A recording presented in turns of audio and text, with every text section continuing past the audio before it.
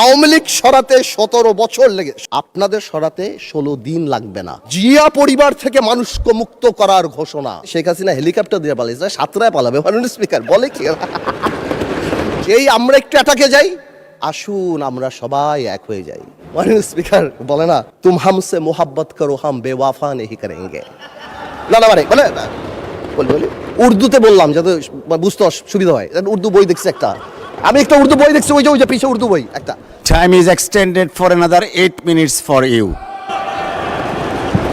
আমি আর আপনি কলিগ মাননীয় স্পিকার, একসাথে পড়াইছি, একসাথে কত কফি খাওয়াইছি আপনারে। এই জন্যই তো 8 মিনিট দিলাম এক্সট্রা।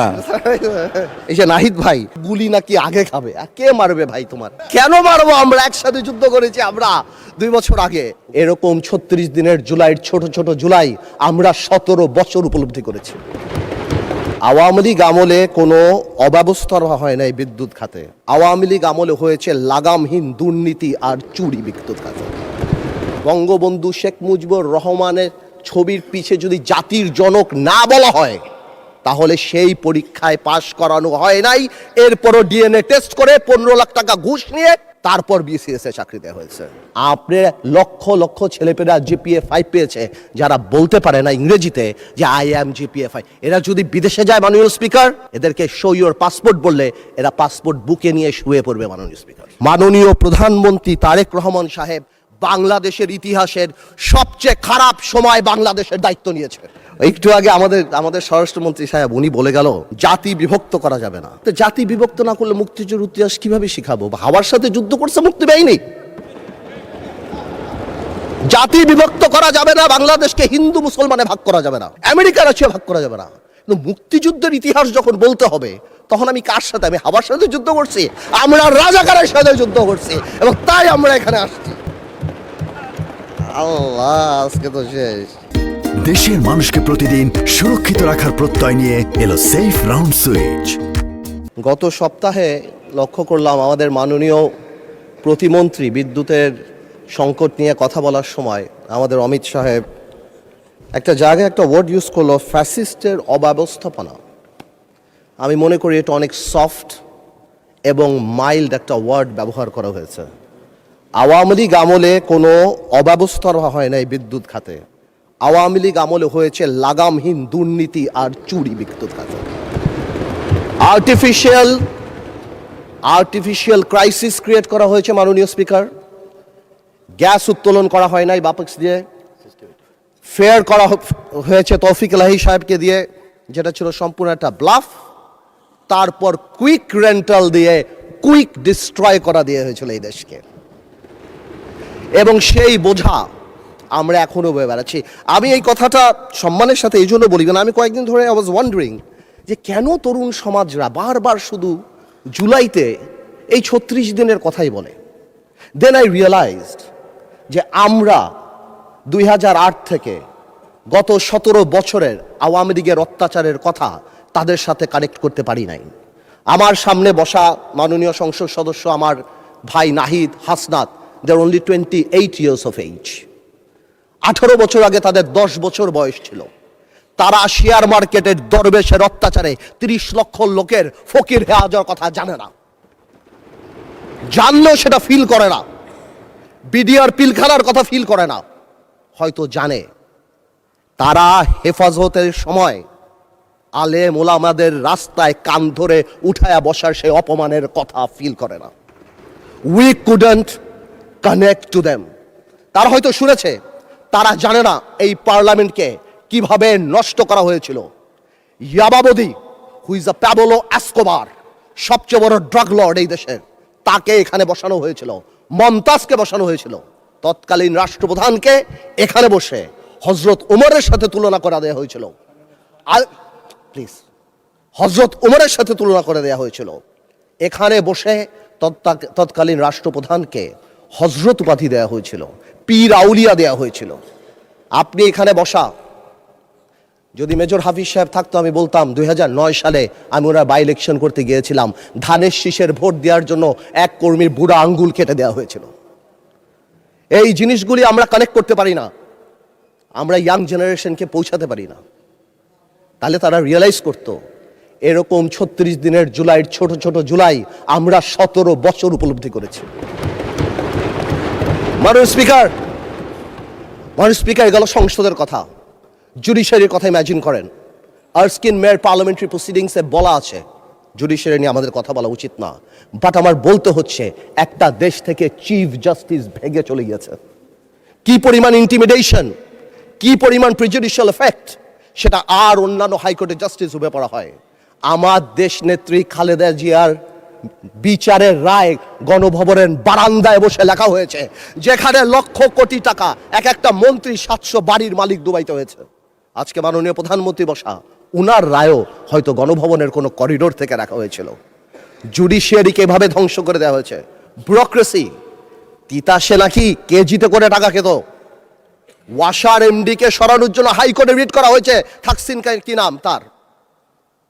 একটা বিসিএস পরীক্ষাতে বঙ্গবন্ধু শেখ মুজিবুর রহমানের ছবির পিছে যদি জাতির জনক না বলা হয়, তাহলে সেই পরীক্ষায় পাশ করানো হয় নাই। এরপরও ডিএনএ টেস্ট করে ১৫ লাখ টাকা ঘুষ নিয়ে তারপর বিসিএস এ চাকরি দেওয়া হয়েছে। এটা তো গেল শুধু এই সংবাদ মাধ্যম, চ্যানেল 1, দিগন্ত, ইসলামিক টিভি, পত্রিকার মালিকরা রাত্রে ঘুমাতে পারতো না। সামাজিক যোগাযোগ মাধ্যমে আমরা একটা ফেসবুকে স্ট্যাটাস লিখে 10 বার সেটা ডিলিট করতাম, চিন্তা করতাম এই বুঝি আইসিটি আমাদের ধরলো কিনা।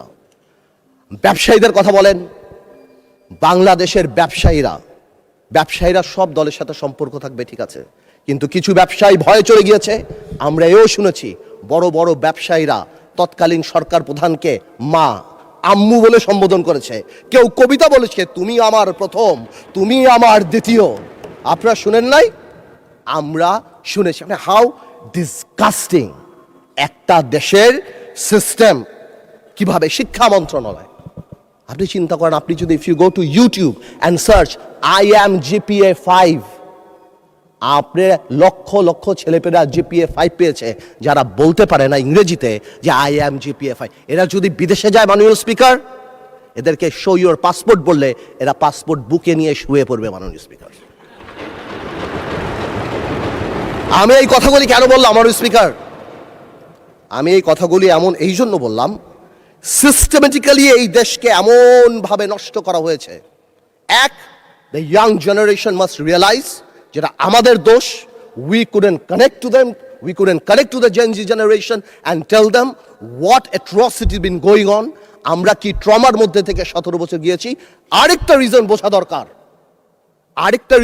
দরকার যে মাননীয় প্রধানমন্ত্রী তারেক রহমান সাহেব বাংলাদেশের ইতিহাসের সবচেয়ে খারাপ সময় বাংলাদেশের দায়িত্ব নিয়েছে। বাংলাদেশের প্রধানমন্ত্রী তারেক রহমান সাহেব যখন গণতন্ত্র ক্ষতবিক্ষত, তখন বাংলাদেশের দায়িত্ব নিয়েছে, যখন the whole country system is completely corrupted. এখন প্রশ্ন হলো, আমরা চাই যাতে আমরা এটা ঠিক করি, বাট এই ঠিক করার জন্য সবচেয়ে বড় ভূমিকা আমাদের। আর when I say আমাদের, উই ইনক্লুড বিরোধী দল। কিন্তু আমি বিরোধী দলের একটা জিনিস আমি এটা বুঝি না, ওনারা আমাদেরকে ভালোই বাসে না, আমরা এত চেষ্টা করি। ওনারা বলে না, আমি বলে না মাননীয় স্পিকার, বলে না তুম হামসে মোহাব্বত করো হাম বেওয়াফা নেহি করেঙ্গে। বলি উর্দুতে বললাম যাতে বুঝতে সুবিধা হয়। উর্দু বই দেখছি একটা, আমি একটা উর্দু বই দেখছি, ওই যে পিছিয়ে উর্দু বই একটা, একটু হ্যাঁ। আর আপনাদের সাথে কমিউনিকেট করতে, এনিওয়েজ আমি আপনাকে কল করি, will talk about it later. আচ্ছা, এখানে বসে স্পেশালি আমাদের বিরোধী নেতা শফিকুর রহমান সাহেব এত সুন্দর কথা বলেন, অর্ধেক তো একদিকে ফ্যানই হয়ে গেছে ওনার কথার। উনি এত সুন্দর করে বলেন, আসুন না, কেন না আমরা এটা করতে পারি না। মাননীয় স্পিকার, বিএনপি ফ্যাসিবাদীর রাস্তা ধরে হাঁটা শুরু করছে শফিকুর রহমান। বিড়ালের মতো বাঁচতে চাই না, সিংহের মতো বাঁচতে চাই। মানুষ আশরাফুল মাখলুকাত আল্লাহ বানাইছে, আমরা সিংহ বিড়াল হয়ে যাচ্ছি। সংস্কার পিছিয়ে গেল, অভ্যুত্থানের প্রস্তুতি হবে। জিয়া পরিবার থেকে মানুষকে মুক্ত করার ঘোষণা। 16 বছর জিয়া পরিবারের থেকে মুক্ত করতে শেখ হাসিনা হেলিকপ্টার দিয়ে পালিয়েছে, সাতরায় পালাবে মাননীয় স্পিকার। বলে কি জিয়া পরিবার মানে বাংলাদেশের গণতন্ত্র, জিয়া পরিবার মানে বাংলাদেশের স্বাধীনতার ধারক বাহক, জিয়া পরিবার মানে বাংলাদেশের স্বাধীনতার ধারক বাহক। এখন জিয়া পরিবার মানে গণতন্ত্রের এখন কেন্দ্রবিন্দু, জিয়া পরিবারে ভাগাবে। আল্লাহ, আওয়ামী লীগ সরাতে 16 বছর, আপনাদের সরাতে 16 দিন লাগবে না। এই সব কথা বলার পরও যেই আমরা একটু অ্যাটাকে যাই, আসুন আমরা সবাই এক হয়ে যাই, এই ডাবল স্ট্যান্ডার্ড করে লাভ হবে না। আমি বিরোধী দল নেতাকে সম্মানের সাথে বলতে চাই, আপনি আপনার ঐক্য আপনার দলে ক্লাস নেন, আপনি বুঝান that he who comes in equity must come with clean hands। আপনি একবার এক কথা বলবেন রাজপথে, গণঅভ্যুত্থান ডাক দিবেন। এই যে নাহিদ ভাই কই আজকে হ্যাপি বার্থডে বললাম, সে দেখি আগে গুলি নাকি আগে খাবে। কে মারবে ভাই তোমার? কেন মারবো? আমরা একসাথে যুদ্ধ করেছি আমরা 2 বছর আগে। Why would we do that? এই যে মাইন্ডসেট, এই মাইন্ডসেট দিয়ে আমরা কোনো দিনও কাঙ্ক্ষিত জায়গায় পৌঁছাতে পারবো না। একটু আগে সালাউদ্দিন ভাই তাকে একটু আগে আমাদের মাননীয় আমার তো ভয় লাগে ওনারে, একটু আগে আমাদের স্বরাষ্ট্রমন্ত্রী সাহেব উনি বলে গেল জাতি বিভক্ত করা যাবে না। তো জাতি বিভক্ত না করলে মুক্তিযুদ্ধের ইতিহাস কিভাবে শিখাবো? হাওয়ার সাথে যুদ্ধ করছে মুক্তি বাহিনী। জাতি বিভক্ত করা যাবে না, বাংলাদেশকে হিন্দু মুসলমানে ভাগ করা যাবে না, আমেরিকা রাশিয়া ভাগ করা যাবে না। কিন্তু মুক্তিযুদ্ধের ইতিহাস যখন বলতে হবে, তখন আমি কার সাথে? আমি হাওয়ার সাথে যুদ্ধ করছি, আমরা রাজাকারের সাথে যুদ্ধ করছি, এবং তাই আমরা এখানে আসছি। আল্লাহ, আজকে তো শেষ।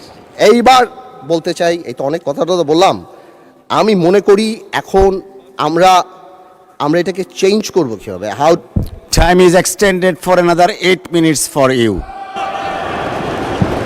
আমি আর আপনি কলিগ মাননীয় স্পিকার, একসাথে পড়াইছি, একসাথে কত কফি খাওয়াইছি আপনারে, এই জন্যই তো 8 মিনিট দিলাম extra. Anyways, thank you, much obliged. First, we need to change the political culture. We have seen that our honorable Prime Minister started that. Political gesture change করতে হবে। আপনাদের বাড়ি গিয়েছেন, আপনারাও করেছেন, নাহিদ সাহেবের বাড়ি গিয়েছেন, এটা রুট লেভেলে নিয়ে যেতে হবে। আমাদের গ্রামাঞ্চলে যেখানেই আমরা যাই, সেখানে এই পলিটিক্যাল কালচার নিয়ে যেতে হবে। Second, foundation of politics. জেনারেশনকে আমরা যে যার মতো ইতিহাস শিখিয়েছি, এই একটা জায়গায় আমাদের আসতে হবে। আমাদের সরোয়ার্দী সাহেব থেকে আরম্ভ করে, ভাসানী সাহেব থেকে আরম্ভ করে, শেরেবাংলা একে ফুলজক সাহেব থেকে আরম্ভ করে, বীর শ্রেষ্ঠ যেটা আমরা অলরেডি দেখতে পাচ্ছি, and thanks to the prime minister, because আমরা সব জায়গায় দেখতে পাচ্ছি এই রেকগনিশনগুলি জেনুইনলি সামনের দিকে নিয়ে যেতে হবে। আনফর্চুনেটলি আজকে আমরা আমাদের ইয়াং জেনারেশনরা, আপনি জিজ্ঞেস করেন কয়জন 7টা বীরশ্রেষ্ঠর নাম জানে, অথচ অনেক আনইম্পর্টেন্ট লোকদের নাম জানে, অনেক আনইম্পর্টেন্ট সেলিব্রিটিদের নাম জানে। তাদেরকে রিয়েলাইজ করতে হবে এই সব লোকেরা সেলিব্রিটি না, দেশের জন্য যারা জীবন দিয়েছে, they are the true celebrity of the country. এবং ফাউন্ডেশন অফ পলিটিক্স মানে যখন আমরা 71 নিয়ে কথা বলবো, এটা তো খুবই ইম্পর্টেন্ট, যেটা আমি কারেক্টলি বললাম যে 71-এর ইতিহাস যেমন জানতে হবে, এবং 71-কে জেনারেলাইজ করা যাবে না। Of course we respect 1947, of course we respect 1952, but 1971 is different. 52 আমাদের অর্জন, 71 আমাদের অর্জন, আমাদের আবেগ, আমাদের গৌরব, আমাদের অস্তিত্ব। এটার সাথে কারোই করা যাবে না। I am sorry to say, 71 যখনই আসবে তখন আমার ভাইদের সেই সময়কার ভূমিকার কথা আসবে, and unfortunately they have to live with this stigma rest of the life। এটাকে আপনি সরাতে পারবেন না। এটা মনে আছে আমার, বেসি হ্যাডক নামে কি একজন ছিল আপনার, উনি 1936-এ মনে হয় চার্চিলকে বলেছিল, যে চার্চিল একটু ড্রাঙ্ক ছিল আর কি, বলেছিল ইউ আর ড্রাঙ্ক পার্লামেন্টে। চার্চিল ঘুরে বলেছিল I am drunk, tomorrow I can be sober, but you are ugly and you shall remain ugly। তো আমরা মাঝে মাঝে লাইন ক্রস করি, কালকে হয়তো ভালো হয়ে যাব, কিন্তু আপনারা যা ছিলেন তা থাকবেন, তাই থাকবেন। এটা বাস্তব, এটাকে মেনে নেওয়াই ভালো। 47, 52 আর 71 এক না, প্রত্যেকটারই বিউটি আলাদা। আরেকটা জিনিস ভেরি ইম্পর্টেন্ট, এটা নির্বাচন আগে মাননীয় প্রধানমন্ত্রী অনেকবার বলেছিল, জনগণ, এটা খুব ইম্পর্টেন্ট।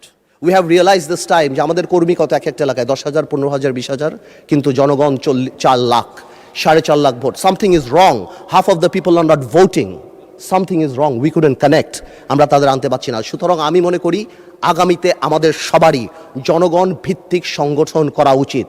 প্রত্যেকটা ইউনিয়ন থেকে ইউনিয়নের অ্যাডভাইজরি কমিটি করে তাদের আমাদের প্রত্যক্ষ রাজনীতির সাথে আনা উচিত। এবং যদি সম্ভব হয়, এটা আমার তরফ থেকে শুধু, আপার হাউস হচ্ছে আমাদের সবচেয়ে বেশি ফরেন কারেন্সি আসে গার্মেন্টস থেকে, বিদেশি থেকে, সেখান থেকেও গার্মেন্টসের বোনদেরকে যদি কোনোভাবে আপার হাউসে রাখা যায় সো দ্যাট তাদের কথা আমরা শুনতে পারি, অথবা প্রবাসী কথায় যদি 2-1 জন রাখা হয়, আমার মনে হয় ডিরেক্টলি তাদের সাথে আমাদের কানেক্টিভিটিটা হবে। It is just my opinion, আমার বলার জন্য।